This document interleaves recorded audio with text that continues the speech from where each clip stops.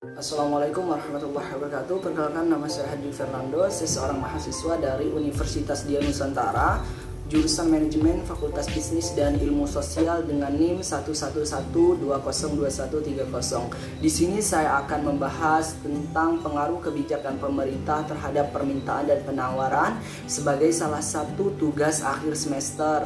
Nah, di sini saya akan bahas dimulai dari intervensi pemerintah secara langsung. Bentuk intervensi pemerintah dalam ekonomi mikro adalah kontrol harga. Tujuan kontrol harga yaitu untuk melindungi konsumen atau produsen. Baik, bentuk kontrol harga yang paling umum digunakan adalah menetapkan harga dasar dan harga maksimum.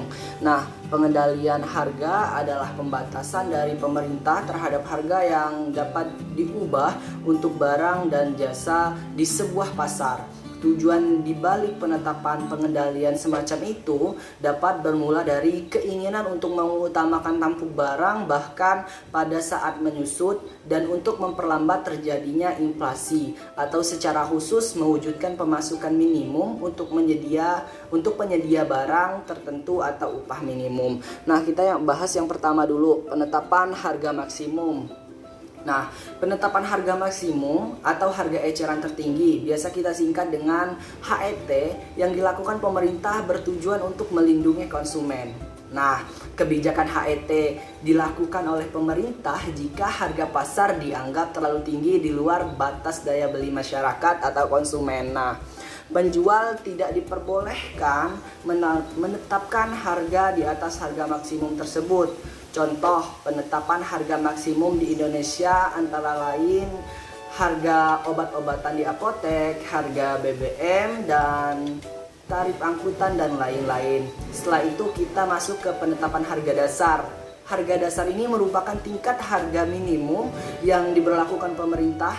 Penetapan harga dasar ini bertujuan untuk melindungi produsen. Jika tadi penetapannya untuk melindungi konsumen, sekarang untuk melindungi produsen, karena dirasa harga di pasar produk yang dihasilkan dianggap terlalu rendah sehingga pendapatan para produsen terancam.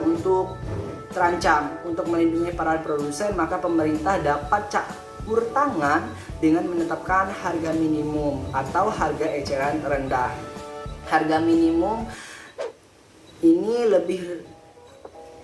lebih tinggi daripada harga keseimbangan yang berlaku di pasar dan disebut harga dasar. Penetapan harga minimum atau harga dasar yang dilakukan oleh pemerintah bertujuan untuk melindungi produsen, terutama untuk produk dasar pertanian, misalnya harga gabah kering. Nah, harga pasar yang terlalu rendah, hal ini dilakukan supaya tidak ada tengkulak orang atau pihak yang membeli dengan harga murah dan dijual kembali dengan harga yang mahal, yang membeli produk tersebut di luar harga yang sudah ditetapkan pemerintah tadi. Nah, jika pada harga tersebut tidak ada yang membeli, pemerintah akan membelinya melalui badan usaha logistik atau biasa kita singkat menjadi bulog. Nah, kemudian didistribusikan ke pasar. Namun mekanisme penetapan ini sering mendorong munculnya praktik pasar gelap, yaitu pasar yang membentuk harga di luar harga minimum tadi. Nah, yang kedua kita akan membahas intervensi pemerintah secara tidak langsung. Jika tadi secara langsung dan ini secara tidak langsung. Yang pertama itu upah minimum. Upah adalah upah bulanan terendah yang terdiri dari upah pokok termasuk tunjangan tetap yang ditetapkan oleh gubernur sebagai jaring pengaman. Jenis-jenis upah minimum ini terdapat beberapa macam. Yang pertama, upah minimum provinsi atau disingkat menjadi UMP adalah upah minimum yang berlaku untuk seluruh kabupaten atau kota di suatu provinsi. Yang kedua, upah minimum kabupaten atau kota biasa disingkat menjadi UMK adalah upah minimum yang berlaku di wilayah kabupaten atau kota. Setelah itu ada upah minimum sektoral provinsi atau disingkat jadi UMSP. Upah minimum ini yang berlaku secara sektoral di satu provinsi. Dan yang terakhir itu ada upah minimum sektoral kabupaten atau kota, biasa kita singkat menjadi UMSK, adalah upah minimum yang berlaku secara sektoral di wilayah kabupaten atau kota.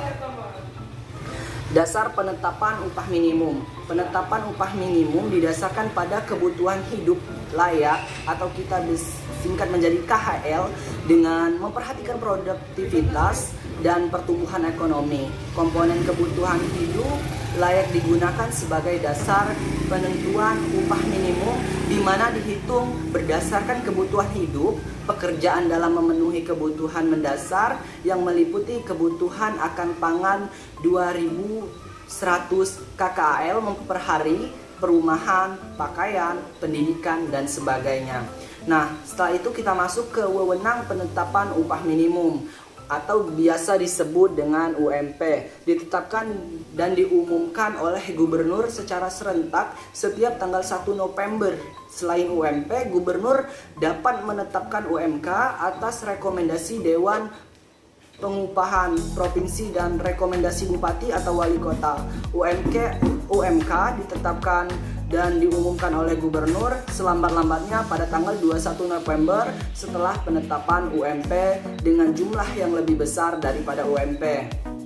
Nah, upah minimum yang telah ditetapkan berlaku terhitung mulai tanggal 1 Januari tahun berikutnya dan ditinjau kembali setiap tahunnya.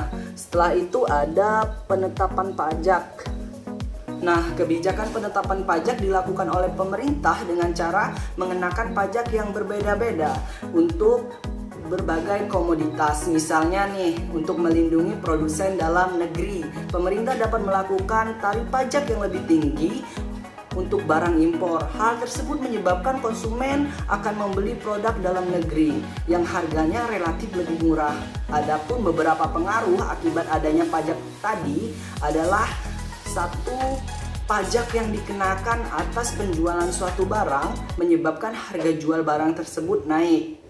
Nah, sebab setelah pajak dikenakan, produsen akan berusaha mengalihkan sebagian beban pajak tersebut kepada konsumen, yaitu dengan menawarkan harga jual lebih tinggi. Artinya harga penawaran bertambah. Akibat harga keseimbangan yang tercipta di pasar menjadi lebih tinggi dan jumlah keseimbangan lebih rendah. Nah, dan yang terakhir itu ada pemberian subsidi.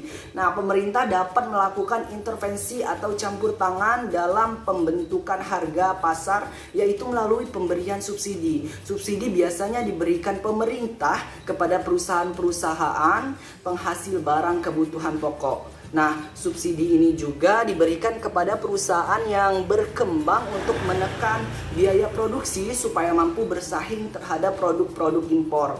Nah, kebijakan ini ditempuh pemerintah dalam upaya pengendalian harga untuk melindungi produsen maupun konsumen sekaligus untuk menekan laju terjadinya inflasi. Nah, adapun pengaruh subsidi antara lain subsidi yang diberikan atas produksi suatu barang menyebabkan harga jual barang tersebut turun karena biaya produksi menjadi lebih rendah. Nah, setelah itu subsidi dapat dinikmati oleh produsen dan konsumen sebab dengan biaya produksi lebih rendah maka harga beli konsumen juga akan lebih murah. Artinya harga penawaran di sini berkurang. Nah, akibat harga keseimbangan yang tercipta di pasar menjadi lebih rendah dan jumlah keseimbangan lebih tinggi.